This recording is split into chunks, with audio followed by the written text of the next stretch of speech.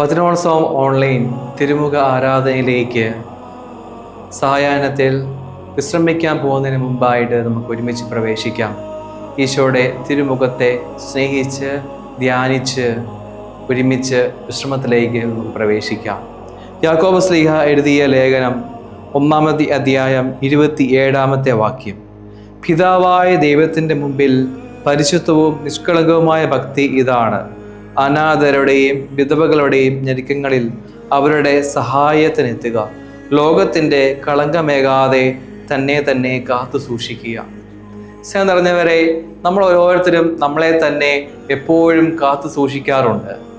നമ്മൾ കാത്തു സൂക്ഷിക്കുന്ന മേഖലകൾ, ഒന്ന് നമ്മുടെ ശരീരം, നമ്മൾക്ക് ജീവിക്കാൻ ആവശ്യമായിട്ടുള്ള സ്വത്ത് വകകൾ ഉണ്ടെങ്കിൽ അത്, വീട്, ഇങ്ങനെയുള്ള കാര്യങ്ങളെല്ലാം നമ്മൾ കാത്തു സൂക്ഷിക്കാറുണ്ട്. അതിന് നമ്മളെപ്പോഴും താല്പര്യമെടുത്ത് ഓരോ കാര്യങ്ങളും നമ്മൾ ചെയ്യാറുണ്ട്. പക്ഷേ നമ്മുടെ ആത്മീയ ജീവിതത്തെ സംബന്ധിച്ചിടത്തോളം, നമ്മുടെ ആത്മീയ മനുഷ്യൻ്റെ വളർച്ചയെ സംബന്ധിച്ചിടത്തോളം നമ്മൾ തീർത്തും ശ്രദ്ധിക്കേണ്ട ഒരു കാര്യം ഇതാണ്: ലോകത്തിൻ്റെ കളങ്കമേകാതെ തന്നെ കാത്തു സൂക്ഷിക്കുക എന്നുള്ളത്. ലോകത്തിൻ്റെ കളങ്കമേൽക്കാതെ തന്നെ കാത്തു സൂക്ഷിക്കുക. അപ്പോൾ രണ്ട് കാര്യങ്ങൾ: ഒന്ന് ലോകം, അതോടൊപ്പം ലോകത്തിൻ്റെ കളങ്കം. അപ്പോൾ എന്താണ് ലോകത്തിൻ്റെതായിട്ടുള്ള കളങ്കം എന്ന് പറയുമ്പോൾ? ലോകത്തിനോട് ചേർന്ന് ഒട്ടിപ്പിടിച്ചുകൊണ്ടുള്ള ജീവിതം, അത് ലോകത്തെ ഒട്ടിപ്പിടിച്ചുകൊണ്ടുള്ള ജീവിതം, ലോകവുമായിട്ട് മൈത്രിയിലായിരിക്കുന്ന ഒരു ജീവിതം, അത് അങ്ങനെ ഒരു ജീവിതത്തിലൂടെ കടന്നുപോയി നമ്മുടെ ആത്മീയ ജീവിതത്തെ കളങ്കപ്പെടുത്തുന്ന തരത്തിലേക്ക് പോകുന്നുണ്ടെങ്കിൽ അതിൽ നിന്ന് മാറി നിൽക്കണം എന്നുള്ളതാണ് നമ്മളെ പഠിപ്പിക്കുക. നമ്മുടെ ആത്മീയ മനുഷ്യൻ്റെ വളർച്ചയ്ക്ക് പ്രധാനപ്പെട്ട ഒരു കാര്യമാണ് ലോകത്തിൻ്റെ കളങ്കമേകാതെ കാത്തു സൂക്ഷിക്കുക. ആ ഒരു കൃപയ്ക്ക് വേണ്ടി ഒരു ഗാനത്തിൻ്റെ ഈരടിയോട് ചേർന്ന് നമുക്ക് ഈശോയോട് പ്രാർത്ഥിക്കാം. കർത്താവായ ഈശോയെ, ലോകത്തിൻ്റെ കളങ്കമേകാതെ കാത്തു സൂക്ഷിക്കുവാനുള്ള കൃപ ഞങ്ങൾക്ക് ഓരോരുത്തർക്കും നൽകണമേ.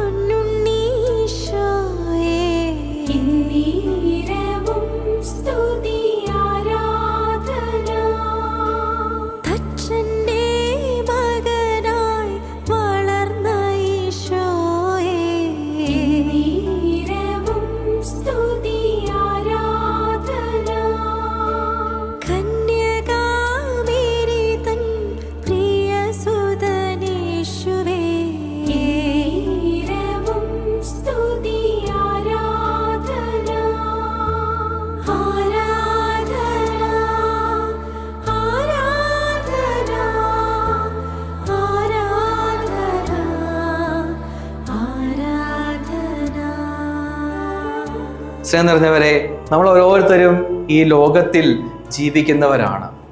ഈ ലോകത്തിൽ നമ്മൾ ജീവിക്കുമ്പോൾ ലോകത്തിൻ്റെതായിട്ടുള്ള പല കാര്യങ്ങളും നമ്മൾ കാണുകയും അതിലൂടെയൊക്കെ നമ്മൾ നമ്മുടെ സമീപത്തോടെയൊക്കെ അത് കടന്നു പോയെന്ന് നോക്കിയിരിക്കും.